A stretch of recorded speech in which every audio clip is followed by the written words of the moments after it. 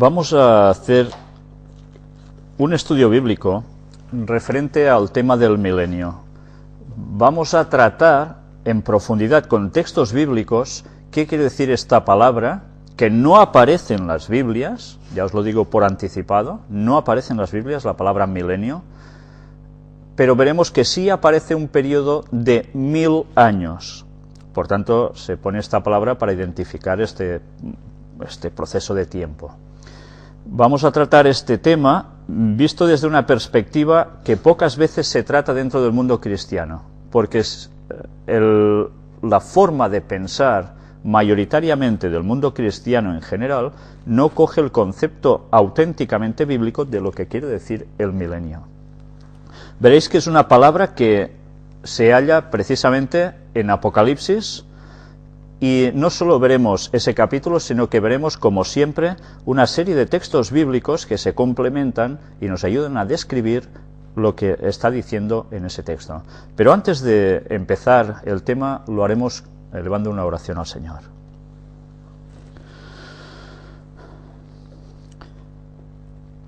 Padre nuestro que estás en los cielos, te queremos pedir que el Espíritu Santo esté con nosotros, que nos ayude a captar toda la fuerza de tu palabra, todo el contenido que en ella hay, para que podamos aprender más del conocimiento que tú nos quieres dar y podamos saber discernir la verdad del error, para que comprendamos siempre las cosas tal como son y como deben ser, y que no nos dejemos arrastrar por antiguos pensamientos, falsas doctrinas, en las cuales quizás hemos podido caer antes.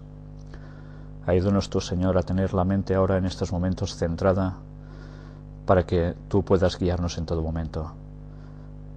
Perdona nuestros pecados, que te lo pedimos todo en el nombre de Jesús. Amén. Pues bien, empezaremos hablando de lo que sucede cuando Cristo ha regresado a la tierra por segunda vez. Ya el mundo termina tal como lo conocemos. Estuvimos hablando de este tema precisamente ya de la segunda venida de Jesús en otro estudio bíblico, pero termina el mundo definitivamente, el planeta desaparece cuando viene Jesús. ¿Qué pasa con las personas cuando Cristo viene? Veremos hoy todo este significado que está aquí, que nos explica básicamente lo que va a suceder con todas las personas que han pasado por este mundo, sin excepción de una sola.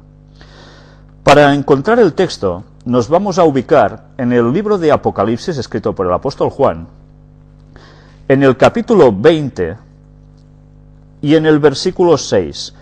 Vimos que cuando Jesús viene, hay la resurrección de los muertos, de los justos, los que van a ser salvos.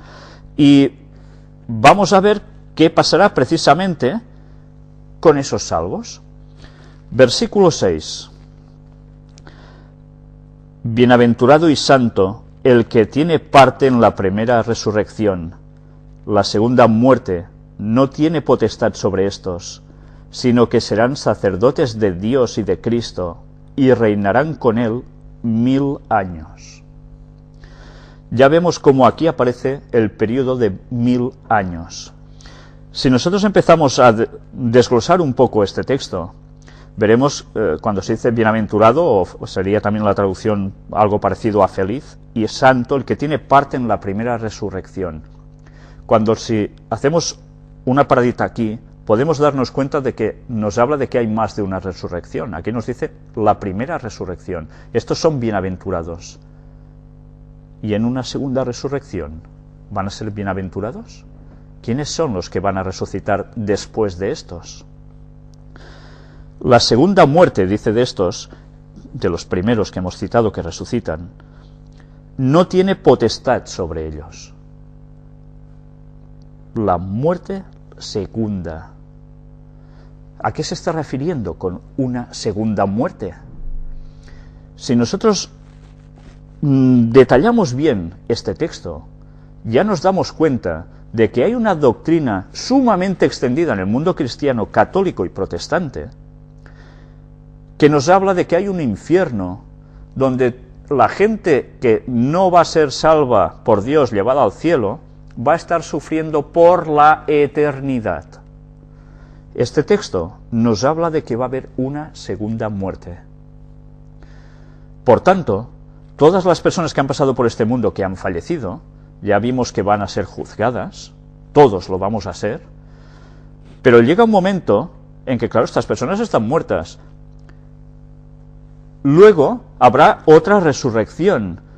Y unos dicen, no, estos estarán sufriendo continuamente, año tras año, por los siglos sin fin, ardiendo, quejándose mientras se queman, torturándoos.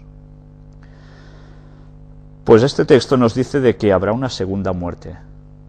Por tanto, el concepto de infierno, como tan extendidamente se tiene en el mundo cristiano, vemos solo con este texto que es una auténtica barbaridad. No es bíblico. Pero ya veis que luego, entrando ya en la parte de los 1000 años, nos dice sobre esta gente sino que serán sacerdotes de Dios y de Cristo y reinarán con él 1000 años. ¿Qué quiere decir reinar con Cristo, con Dios? Reinar significa algo más que sentarse y empezar a mandar.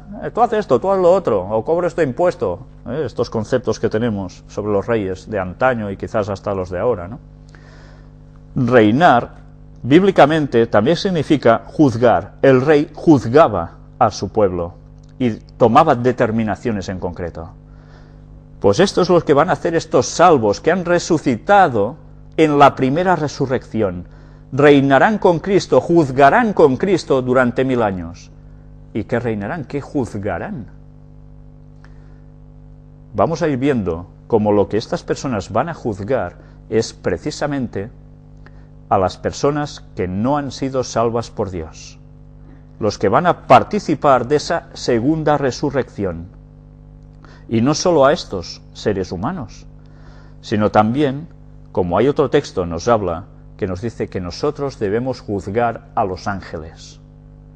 ¿A qué ángeles? ¿A los que están con Dios? No, evidentemente, estos no deben ser juzgados porque ellos no han transgredido ni se han rebelado contra Dios, sino precisamente a los que han secundado la rebelión con Lucifer. A estos también vamos a juzgar nosotros. Vamos a ver otro texto donde nos marca qué relación de tiempo hay entre cuando aparece Cristo y la resurrección de los muertos, esta primera resurrección. El texto se halla en Primera de Tesalonicenses, capítulo 4, y versículos 16 y 17, donde el apóstol Pablo nos escribe: porque el Señor mismo, con voz de mando, con voz de arcángel y con trompeta de Dios, descenderá del cielo, y los muertos en Cristo resucitarán primero. Luego, nosotros, los que vivimos, los que hayamos quedado, seremos arrebatados juntamente con ellos en las nubes para recibir al Señor en el aire. Y así estaremos siempre con el Señor. Si nos damos cuenta, nos está diciendo que cuando Jesús vuelve, automáticamente hay la resurrección de los muertos que van a ser salvos. Pero además, dice el apóstol Pablo aquí, nosotros, los que vivimos, los que hayamos quedado, los que no estarán muertos cuando Cristo vuelva, todos juntos son arrebatados y llevados en el aire a la espera del Señor, porque Jesús no tocará con su pie en tierra cuando vuelva por segunda vez, se va a quedar en el aire. Este detalle debemos tenerlo presente, porque cuando venga el falso Mesías, Satanás haciéndose pasar por Jesús, sí que tocará con sus pies en el suelo. Este detalle es crucial para saber discernir quién es quién.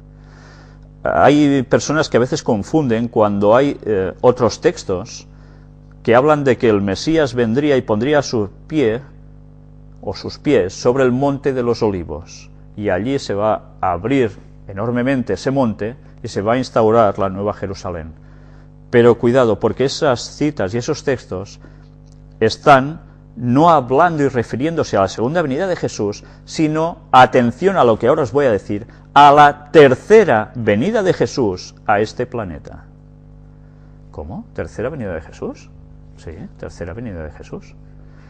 Ahora iremos hablando sobre todo esto, pero ya nos hemos dado cuenta como cuando Jesús vuelve por segunda vez, automáticamente hay la resurrección de muertos, y juntos con los vivos que esperan al Señor son arrebatados y son llevados al cielo. Vamos a ver otro texto, ahora en el libro de Primera de Corintios, en el capítulo 15, donde el apóstol Pablo también escribe algo al respecto, que ocurre precisamente con los justos que están vivos cuando Jesús vuelve por segunda vez.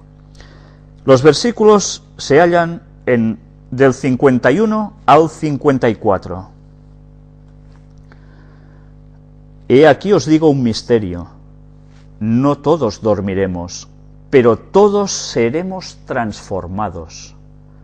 En un momento, en un abrir y cerrar de ojos, a la final trompeta, porque se tocará la trompeta, y los muertos serán resucitados incorruptibles, y nosotros seremos transformados, porque es necesario que esto corruptible se vista de incorrupción, y esto mortal se vista de inmortalidad. Y cuando esto corruptible se haya vestido de incorrupción, y esto mortal se haya vestido de inmortalidad, entonces se cumplirá la palabra que está escrita: sorbida es la muerte en victoria. Ya veis cómo el texto es muy claro. Dice que hay una transformación de las personas en un cerrar y abrir de ojos, o sea, un flash, un nada de tiempo. ¿Por qué hay una transformación? Porque nosotros, nos está diciendo aquí, de que tenemos un cuerpo corruptible, y para estar con Dios después, en la eternidad, no tendremos esta misma materia, vamos a ser transformados. Y esa transformación para nosotros va a ser un instante, los que estemos vivos, pero los muertos cuando resucitan, ya resucitan transformados en esta nueva materia distinta, con la cual podremos seguir por la eternidad. Hay un detalle interesante también aquí, que nos hace automáticamente una relación con el texto anterior, y es que cuando Jesús vuelve, viene con voz de arcángel, con trompeta de Dios. Se está refiriendo a Jesús, el arcángel. El arcángel, ¿os suena a Miguel? Que hay personas que dicen, no, no es Jesús. No, no, con voz de arcángel, es Jesús mismo el que viene y con sonido de trompeta hace levantar a los muertos con su poder.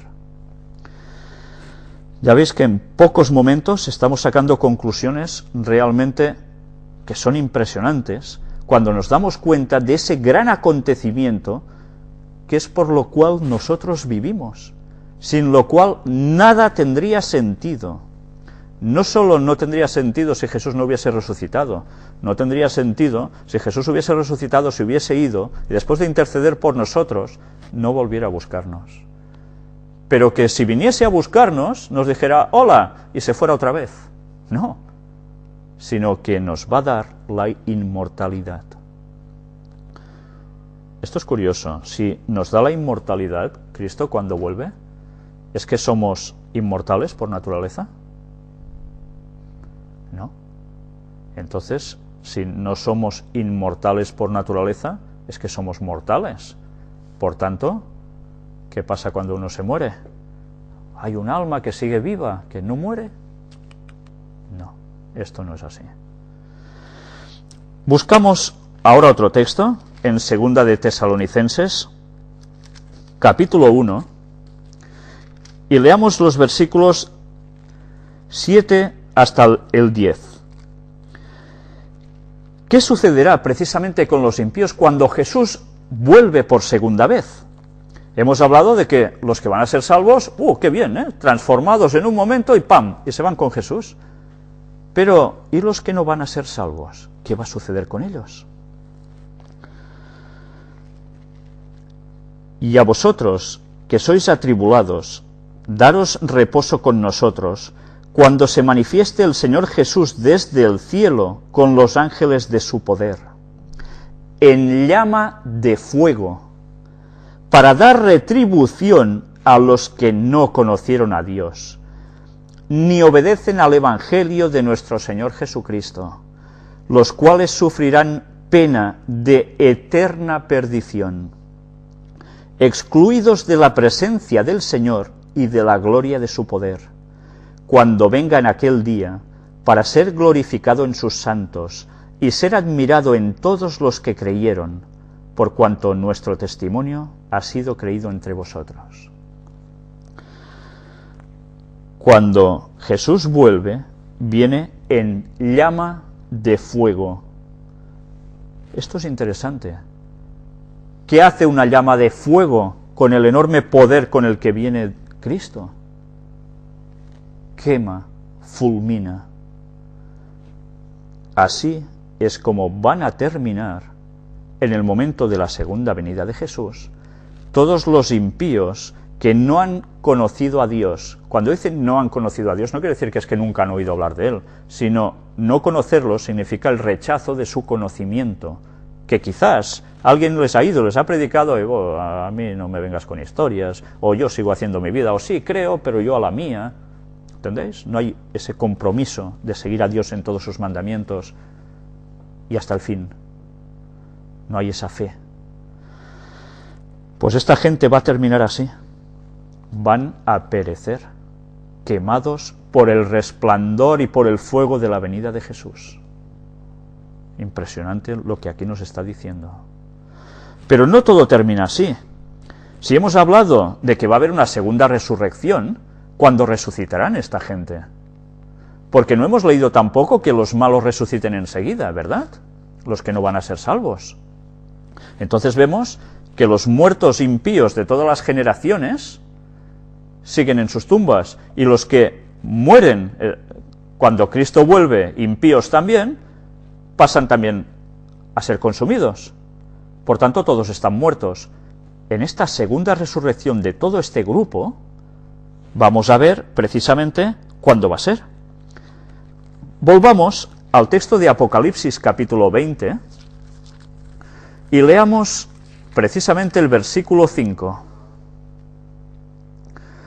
Pero los otros muertos no volvieron a vivir hasta que se cumplieron 1000 años. Esta es la primera resurrección. Cuidado, cuando dice esta la primera resurrección es porque antes ha hablado de la anterior, ¿vale? Y ahora aquí hace una leve reseña de los que resucitan en la segunda ocasión. Si os habéis dado cuenta, dice que no volvieron a vivir hasta que se cumplieron 1000 años. ¿Qué está pasando con este periodo de 1000 años?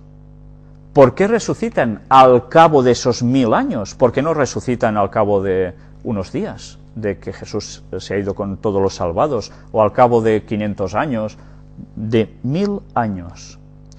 Hemos visto que durante 1000 años los salvados de todas las épocas van a juzgar. ¿A quién? A estos. Durante 1000 años en el cielo habrá un juicio para verificar que realmente esas personas no podían ser salvas. ¿Entendéis? Y no solo las personas, sino hasta los ángeles caídos y el propio Satanás. 1000 años transcurren. El concepto que hay generalizado es que cuando venga Jesús por segunda vez, va a haber una paz, una concordia en todo el mundo durante 1000 años tremenda. Pues este no es el concepto bíblico, para nada. Entonces, ¿por qué llegan a esas conclusiones tan equivocadas cuando los textos bíblicos son tan claros? Pues aún vamos a ver más textos que terminan de confirmar todo esto y nos amplían más todo este conocimiento.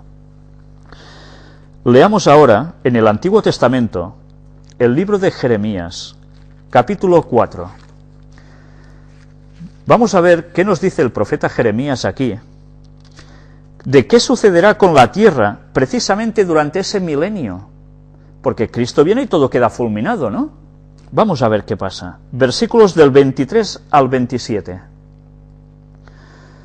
Me gustaría que mientras leo estas palabras, los que podáis leer en vuestras casas lo hagáis conmigo, para que veáis que no me estoy inventando nada, está todo escrito aquí, pero también me gustaría que tanto si leéis vuestras Biblias o no, pusieseis vuestra mente a trabajar en las escenas que aquí el profeta está describiendo en estos momentos, porque son realmente impresionantes, asombrosas. Capítulo 4, del 23 al 27 de Jeremías, nos dice: Miré a la tierra, y he aquí que estaba asolada y vacía, y a los cielos, y no había en ellos luz. Miré a los montes, y he aquí que temblaban, y todos los collados fueron destruidos. Miré, y no había hombre, y todas las aves del cielo se habían ido. Miré, y he aquí el campo fértil era un desierto, y todas sus ciudades eran asoladas delante de Jehová, delante del ardor de su ira. Porque así dijo Jehová: toda la tierra será asolada, pero no la destruiré del todo. ¿El planeta Tierra va a ser destruido? No. El planeta Tierra va a permanecer.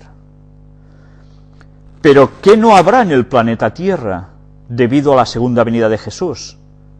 Todo ha quedado asolado. Todo está vacío. No hay animales, no hay hombres, no hay ni qué.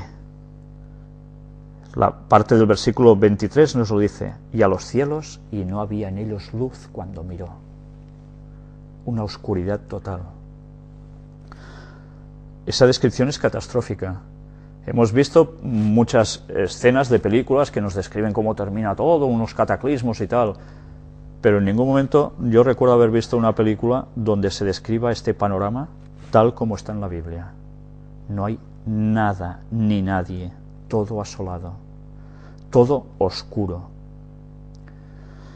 Automáticamente, luego esto nos llevará a otra pregunta. ¿Y Satanás y sus ángeles? ¿Qué? ¿Habrán quedado fulminados en esos momentos, en esa venida de Jesús? ¿Qué habrá pasado? Pero antes de esto, vamos a buscar otra vez el texto de Apocalipsis 20 y vamos a leer, eso, del 1 al 3. Vi a un ángel que descendía del cielo con la llave del abismo y una gran cadena en la mano, y prendió al dragón, la serpiente antigua, que es el diablo y Satanás, y lo ató por 1000 años, y lo arrojó al abismo y lo encerró, y puso sus sellos sobre él, para que no engañase más a las naciones.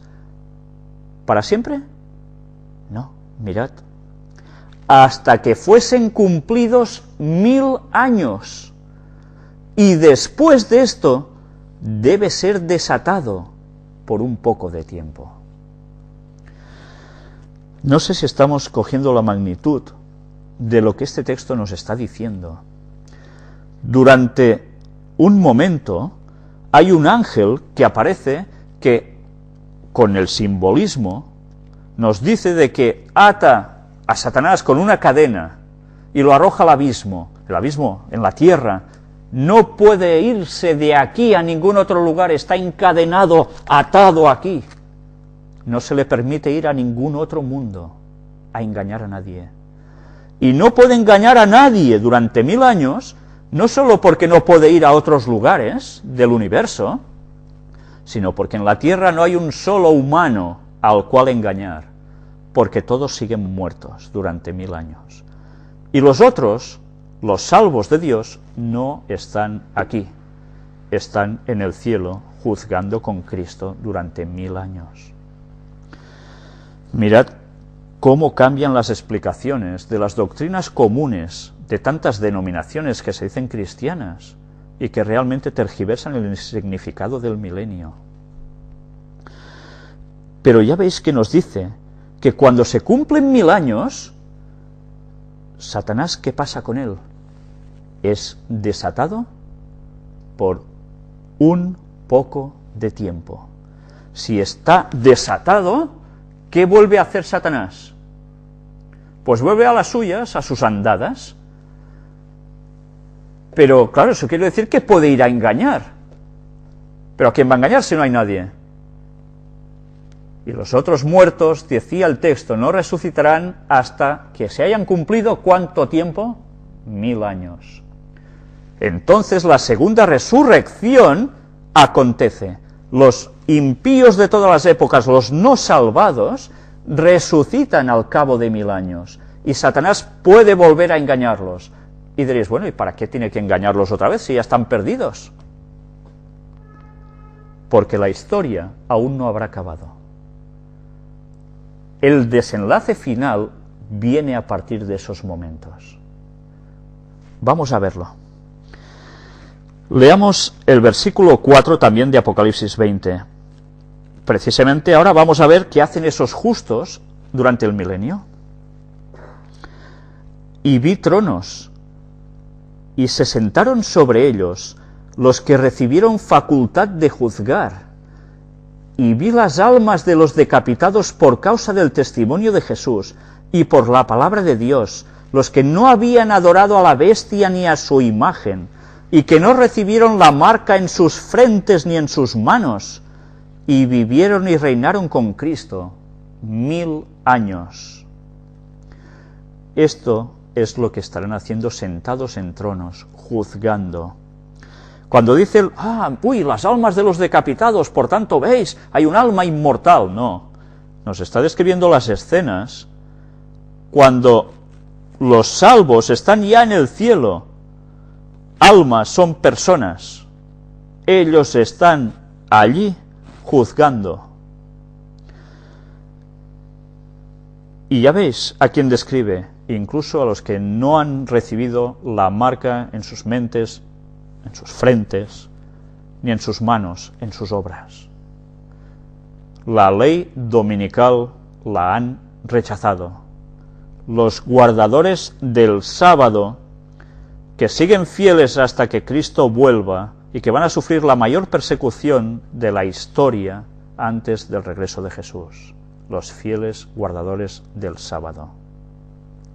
Lástima que las personas que intentan negar la evidencia bíblica y profética sobre la observancia del sábado para siempre, no quieran interpretar estos textos en el modo tan claro en que están redactados.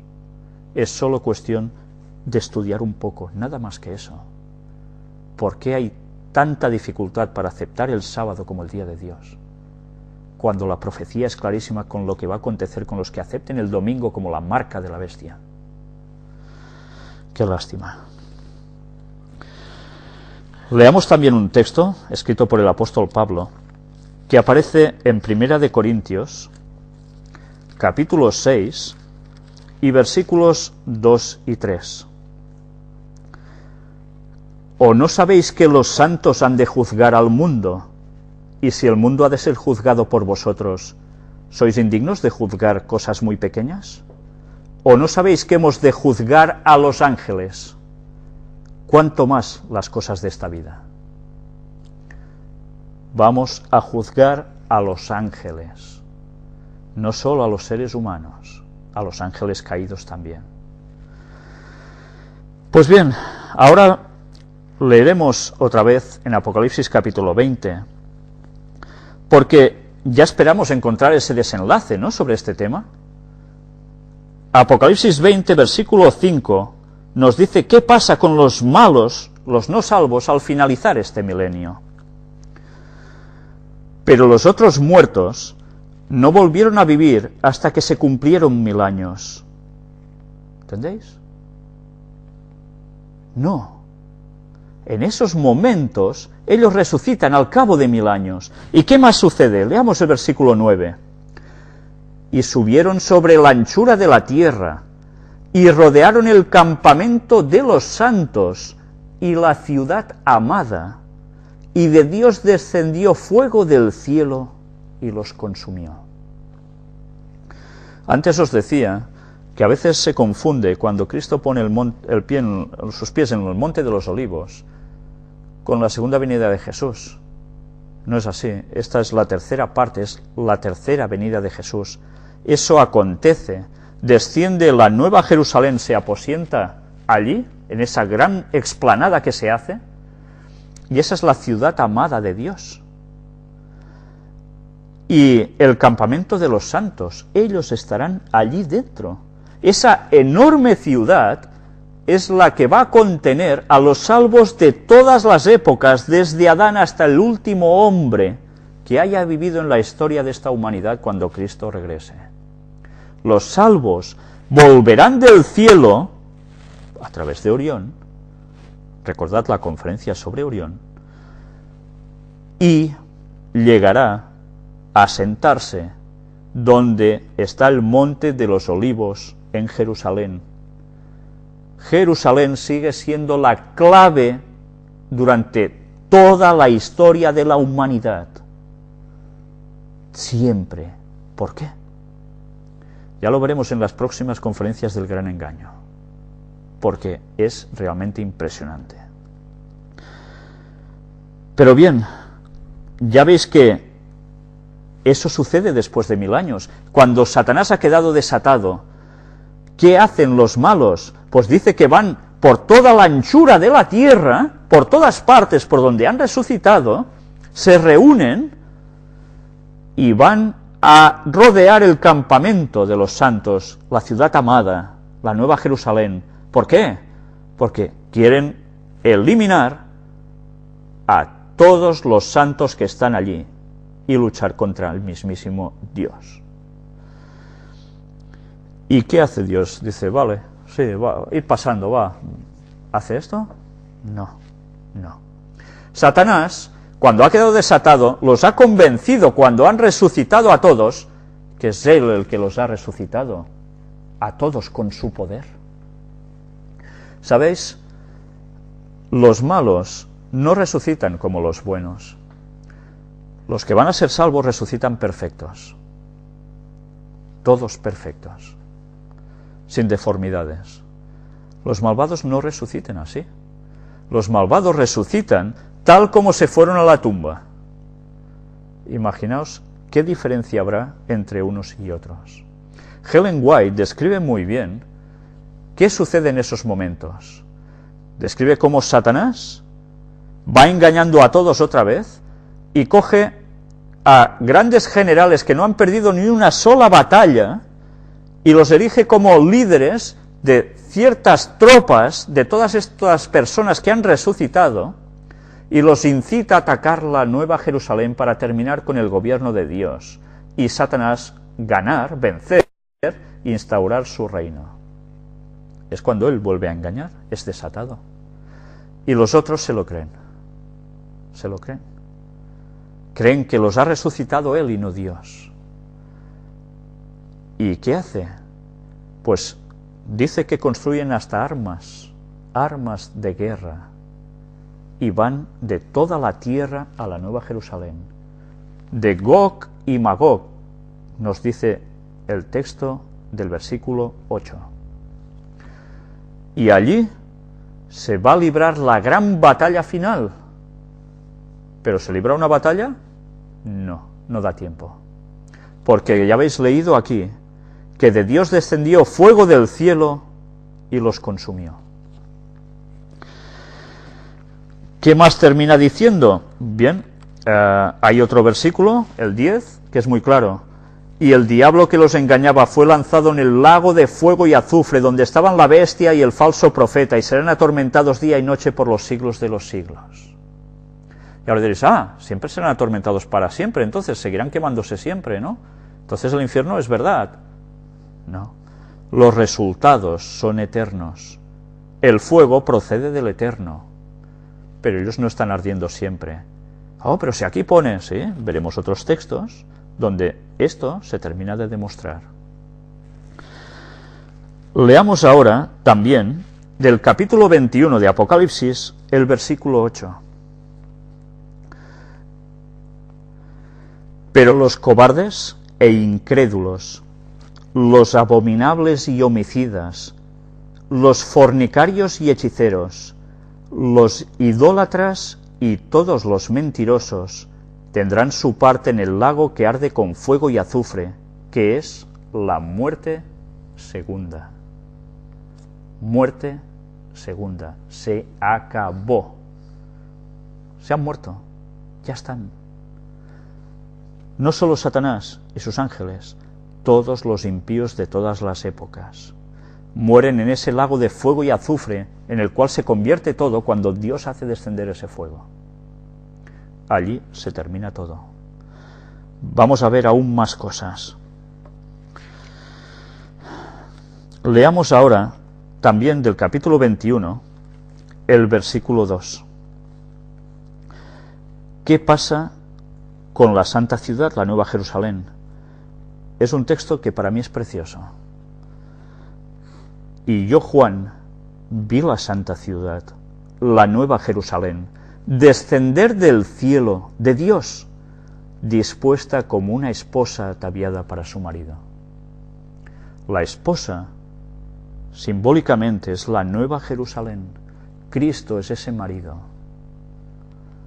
Es una ceremonia nupcial, la esposa ataviada para su marido. Por fin el pueblo de Dios está preparado para unirse con Cristo, para siempre jamás. La Nueva Jerusalén descendiendo del cielo. Eso es por lo que el cristiano vive, para poder estar en el recinto interno de esa Nueva Jerusalén con Dios, y no fuera de esas murallas, porque va a ser muy distinto el final de unos en comparación con los otros. Bueno, veamos qué pasará con Satanás, que hará. Apocalipsis 20, versículos 7 y 8. Cuando los 1000 años se cumplan, Satanás será suelto de su prisión y saldrá a engañar a las naciones que están en los 4 ángulos de la tierra, en todas partes, a Gog y a Magog, a fin de reunirlos para la batalla, el número de los cuales es como la arena del mar. ¿Cuánta gente va a llegar a perder la salvación? ¿Cuánta gente? Es describida que es tan numerosa como la arena del mar. Cuenta granito por granito de la arena del mar. ¿Terminas nunca? Pues imaginaos la de personas que se van a perder.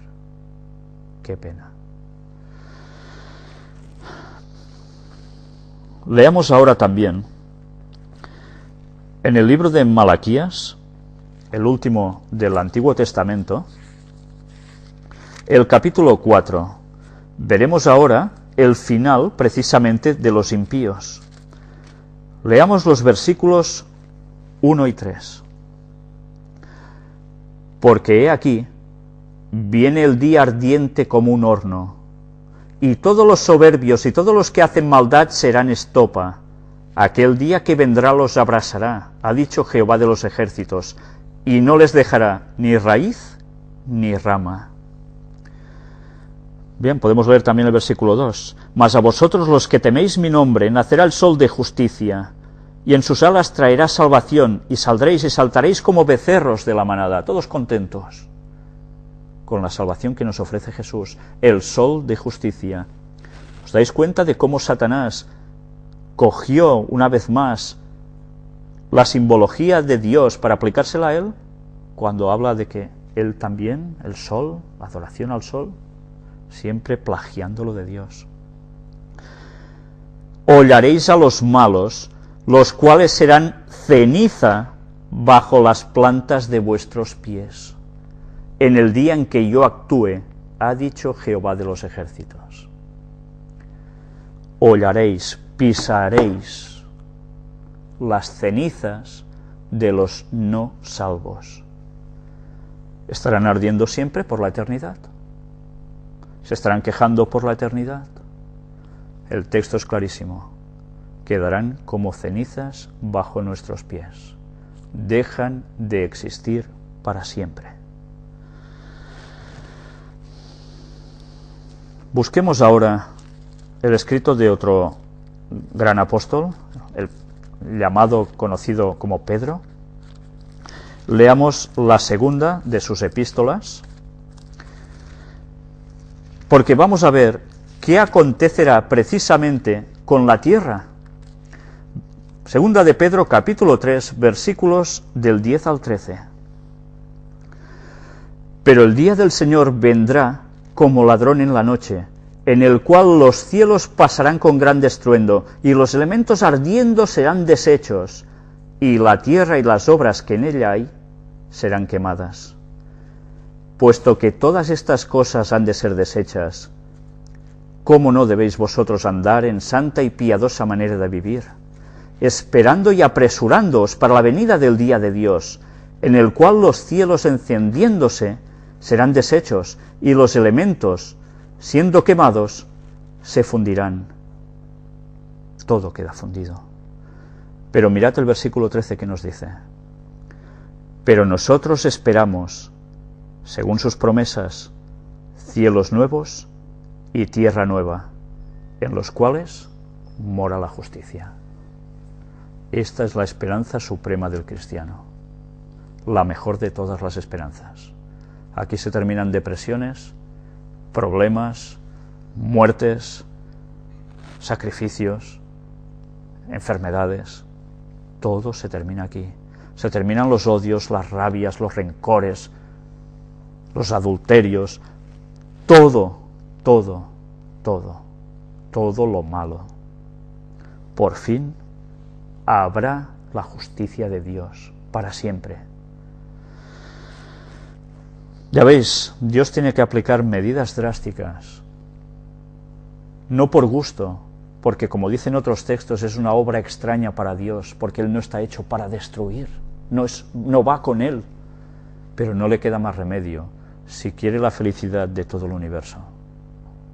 Porque si el mal siguiera y continuara, el mal seguiría siendo la carcoma entre todo el universo bueno, y eso no puede ser tolerado ya más.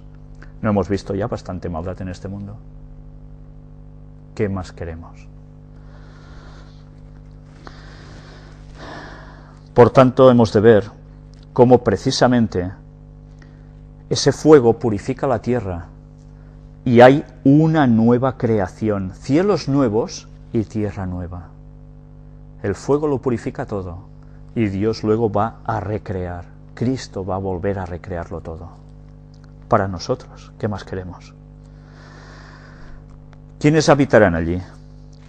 Hay unas palabras de Jesús en el capítulo conocido como el de las bienaventuranzas, que es el capítulo 5, y en el versículo 5 que nos dice claramente: bienaventurados los mansos, porque ellos recibirán la tierra por heredad. En Mateo 5:5 nos dice claramente: los mansos recibirán la tierra por heredad. Bienaventurados, felices. ¿Quiénes son los mansos? Los mansos son aquellos que te vienen y te pegan 4 bofetadas, ¿no? Que se enfadan y te dan un golpe. ¿Esos son los mansos? Los mansos son aquellos que se ponen a crear cizaña, que crean problemas con los demás. Estos no son los mansos. Los mansos son los tranquilos, los que cuando alguien se enfada con ellos y los quiere maltratar, no se vuelven, porque tienen el Espíritu del Señor dentro de ellos y tienen las mismas actitudes que Cristo cuando estuvo aquí. Por eso es importante que cultivemos nuestras mentes y todo lo que hagamos para que aprendamos a tener la mansedumbre que tuvo Cristo. En la Biblia se habla de una gran persona que fue muy mansa, que antes precisamente de mansa tuvo poco, y necesitó 40 años en el desierto para quitarse las anteriores influencias de donde él estaba. Moisés. Moisés, instruido como guerrero, peleador, preparado para llevar un imperio, violento.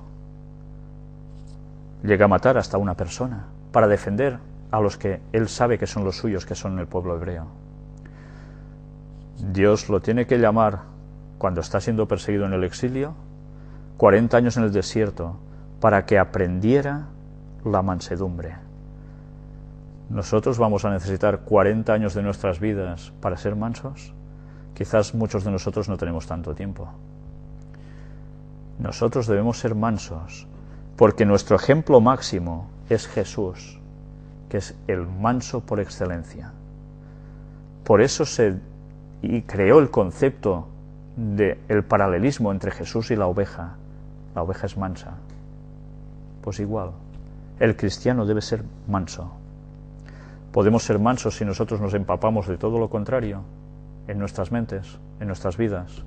Nuestras reacciones van a ser según hayamos mimetizado. Por tanto, debemos procurar eso. Y eso se consigue vigilando las avenidas del alma, con lo que vemos, con lo que hacemos, con lo que oímos, con lo que comemos, con lo que bebemos, con nuestro estado de nervioso. Todo esto es vital para ser manso. Porque Satanás quiere a la gente empecinada en ciudades, cuantas más grandes mejor. Más bullicio, más alteración nerviosa, más ruidos, todo afecta al sistema nervioso, más violencia. Dios quiere a su pueblo en el campo. ¿Para qué? Para prepararlo para este momento final. Porque si no somos mansos, no estaremos en la Nueva Jerusalén, ni heredaremos la tierra.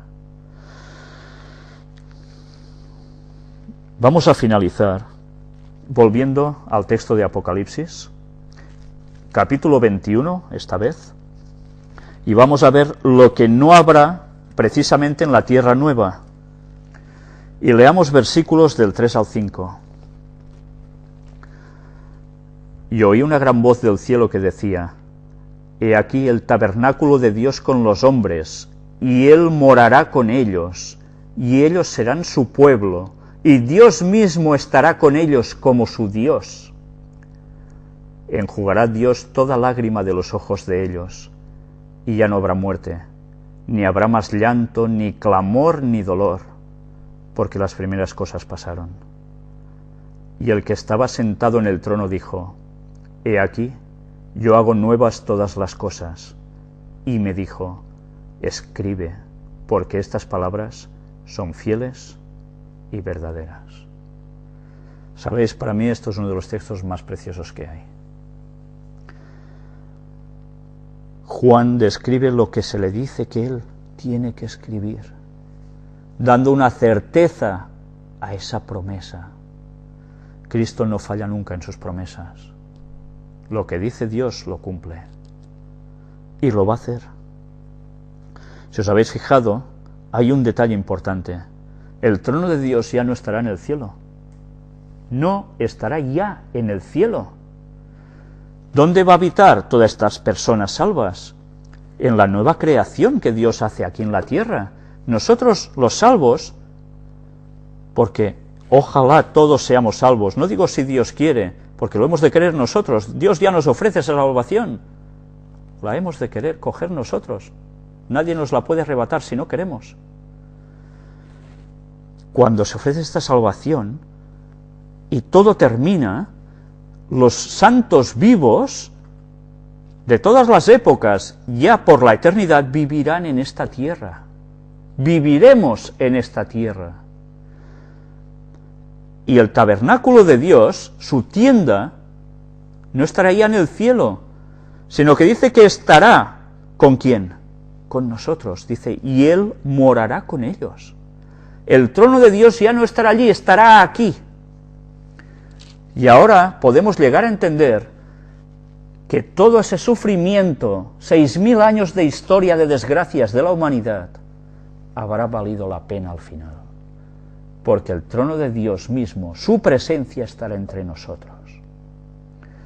¿Sabéis? Cuando yo recuerdo las imágenes de Jesús, no puedo decir otra cosa, que no anhelo otra cosa que eso, estar con Jesús cerca, porque nada llena como eso, nada.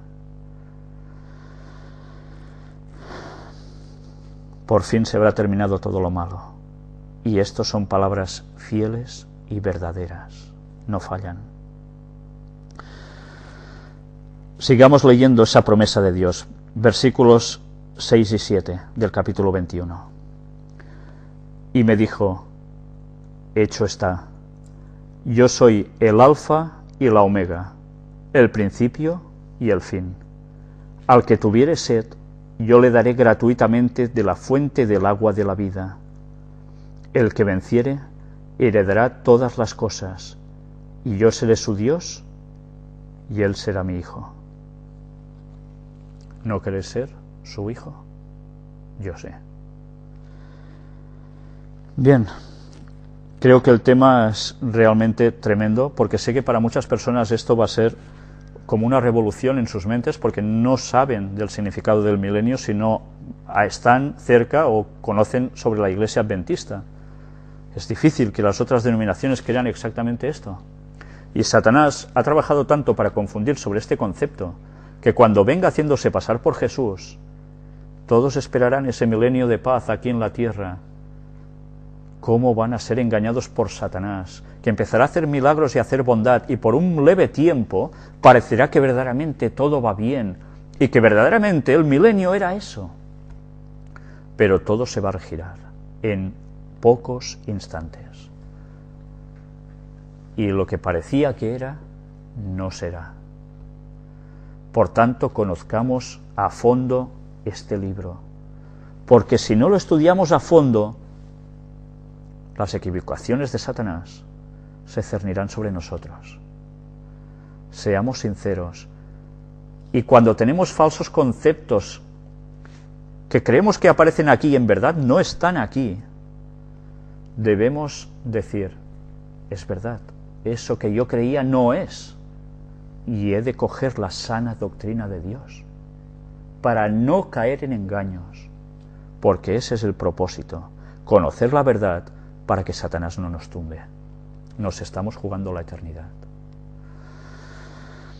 Bien, ahora para finalizar, vamos a pasar una gráfica donde precisamente haremos un esquema de cómo queda distribuido el panorama de la historia de la humanidad.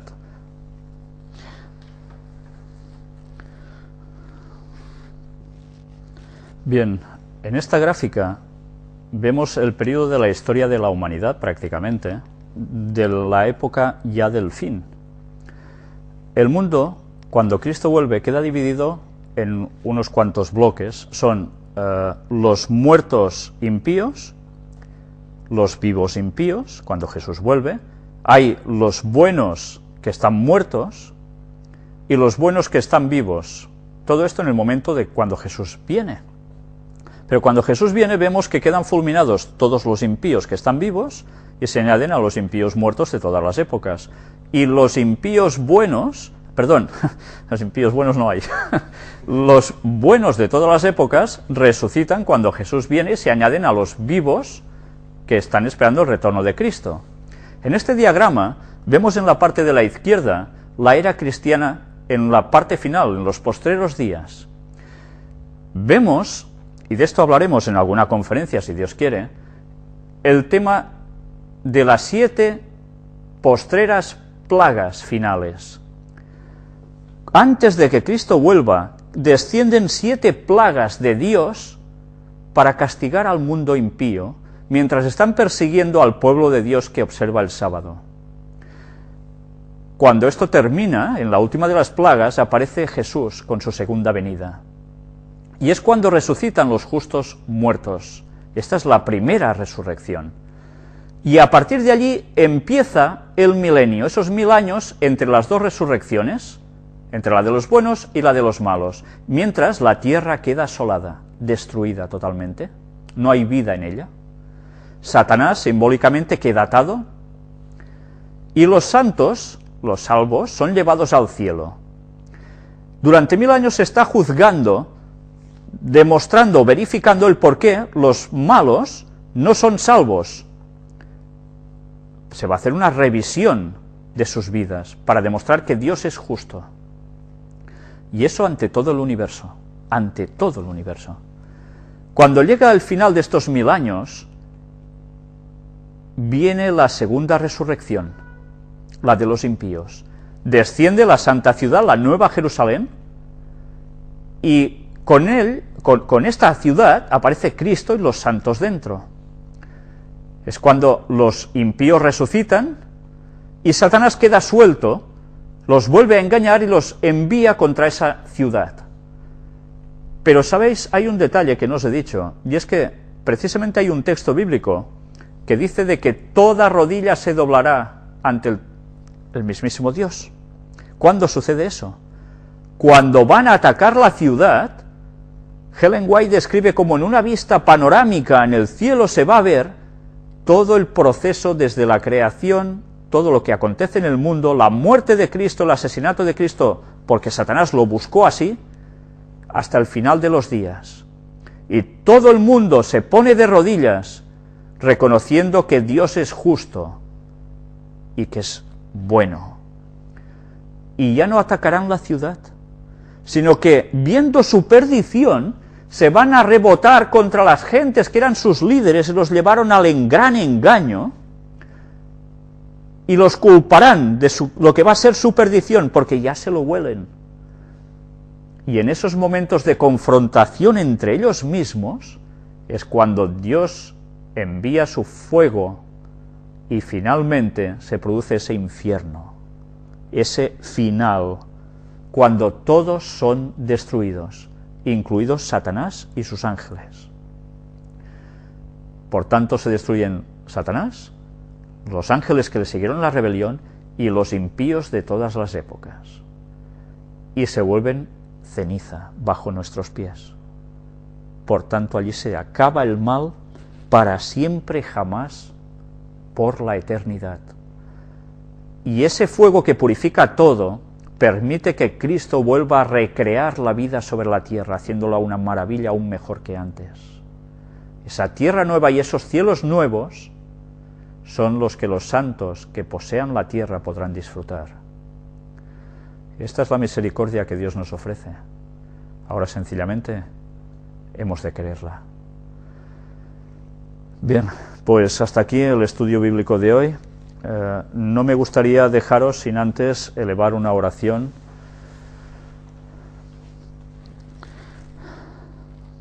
Padre,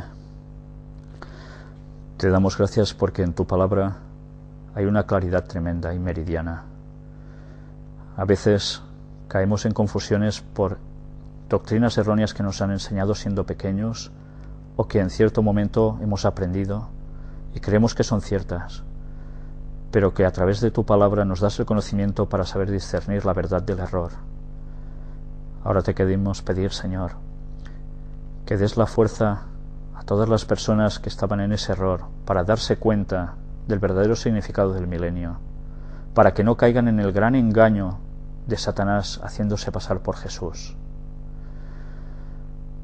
Te damos gracias por este conocimiento maravilloso que nos das, y te damos gracia, muchas gracias, porque nos concedes la vida eterna y solo hemos de quererla, abrazarla, porque tú ya has pagado por nosotros a través de Cristo. Te damos gracias por ese sacrificio que hizo por nosotros, sin merecernos nosotros absolutamente nada. Y queremos estar en esa nueva Jerusalén, Señor. Queremos que nos ayudes a llegar allí y que nos ayudes a hacer todos los cambios pertinentes en nuestras vidas. Bendícenos, Señor, y ayúdanos a ser una luz para muchos, porque este tiempo de la segunda venida de Jesús se está acercando rápidamente. Lo vemos continuamente en las señales de los tiempos. Ayúdanos a estar siempre atentos y a no bajar la guardia. Perdona todos nuestros pecados y bendícenos, Señor. Te lo pedimos todo en el nombre de Jesús. Amén. Lo que sucede cuando Cristo ha regresado a la tierra por segunda vez. Ya el mundo termina tal como lo conocemos. Estuvimos hablando de este tema precisamente ya de la segunda venida de Jesús en otro estudio bíblico. Pero termina el mundo definitivamente. El planeta desaparece cuando viene Jesús. ¿Qué pasa con las personas cuando Cristo viene? Veremos hoy todo este significado que está aquí, que nos explica básicamente lo que va a suceder con todas las personas que han pasado por este mundo, sin excepción de una sola. Para encontrar el texto, nos vamos a ubicar en el libro de Apocalipsis, escrito por el apóstol Juan, en el capítulo 20, Y en el versículo 6, vimos que cuando Jesús viene, hay la resurrección de los muertos, de los justos, los que van a ser salvos. Y vamos a ver qué pasará precisamente con esos salvos. Versículo 6. Escribir lo que está diciendo en ese texto. Pero antes de empezar el tema, lo haremos elevando una oración al Señor.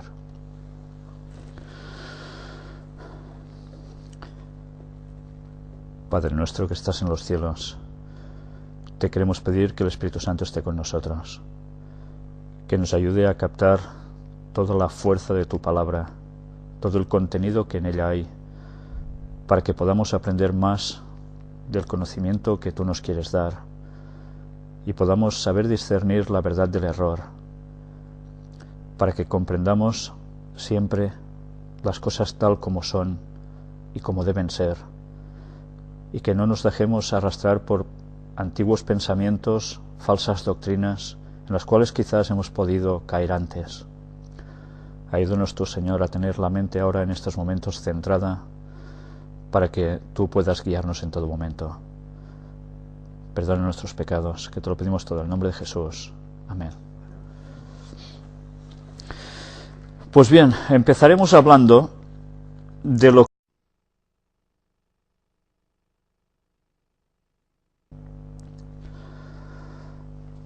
vamos a hacer un estudio bíblico referente al tema del milenio. Vamos a tratar en profundidad con textos bíblicos qué quiere decir esta palabra, que no aparece en las Biblias, ya os lo digo por anticipado, no aparece en las Biblias la palabra milenio, pero veremos que sí aparece un periodo de 1000 años. Por tanto, se pone esta palabra para identificar este proceso de tiempo. Vamos a tratar este tema visto desde una perspectiva que pocas veces se trata dentro del mundo cristiano, porque es la forma de pensar mayoritariamente del mundo cristiano en general no coge el concepto auténticamente bíblico de lo que quiere decir el milenio. Veréis que es una palabra que se halla precisamente en Apocalipsis, y no solo veremos ese capítulo, sino que veremos, como siempre, una serie de textos bíblicos que se complementan y nos ayudan ¿A qué se está refiriendo con una segunda muerte? Si nosotros detallamos bien este texto, ya nos damos cuenta de que hay una doctrina sumamente extendida en el mundo cristiano católico y protestante, que nos habla de que hay un infierno donde la gente que no va a ser salva por Dios, llevada al cielo, va a estar sufriendo por la eternidad. Este texto nos habla de que va a haber una segunda muerte. Por tanto, todas las personas que han pasado por este mundo, que han fallecido, ya vimos que van a ser juzgadas, todos lo vamos a ser, pero llega un momento en que, claro, estas personas están muertas. Luego habrá otra resurrección. Y unos dicen, no, estos estarán sufriendo continuamente, año tras año, por los siglos sin fin, ardiendo, quejándose mientras se queman, torturándoos. Pues este texto nos dice de que habrá una segunda muerte. Por tanto, el concepto de infierno, bienaventurado y santo el que tiene parte en la primera resurrección. La segunda muerte no tiene potestad sobre estos, sino que serán sacerdotes de Dios y de Cristo, y reinarán con él 1000 años. Ya vemos cómo aquí aparece el periodo de 1000 años. Si nosotros empezamos a desglosar un poco este texto, veremos cuando se dice bienaventurado, o sería también la traducción algo parecido a feliz, y es santo el que tiene parte en la primera resurrección. Cuando si hacemos una paradita aquí, podemos darnos cuenta de que nos habla de que hay más de una resurrección. Aquí nos dice la primera resurrección. Estos son bienaventurados. ¿Y en una segunda resurrección van a ser bienaventurados? ¿Quiénes son los que van a resucitar después de estos? La segunda muerte, dice de estos, de los primeros que hemos citado que resucitan, no tiene potestad sobre ellos. la muerte secunda.